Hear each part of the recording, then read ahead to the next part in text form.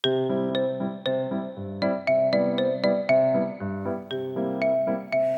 家问千万字，逐工要甲大家做伙来拜一日。最近天气多变化，连咪寒，搁连咪热。古早人讲医生惊治扫，这个意思就是扫就歹治疗。今仔日要甲大家小解这一日就是医，咱读第一条，医做动词就是治疗、救治的意思，像咱讲医病医药好，啊若无救，咱讲无药医，就人讲爱着无药医。另外，这个医做名词代表有牌，会当治病救人的先生。照无共知识甲手路，无共身份，有汉医、西医、兽医甲军医，带大家做过来小解两个词。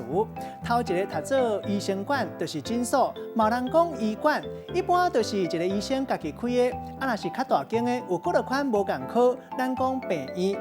古早其实某人讲医院。第二个词读做医病，就是治病。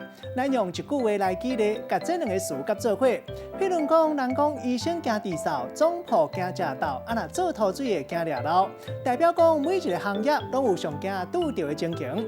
就算是医生馆，你咧替人医病，这医生嘛有歹流劣的病情。今仔日小解这一日读做医，提供予大家参考。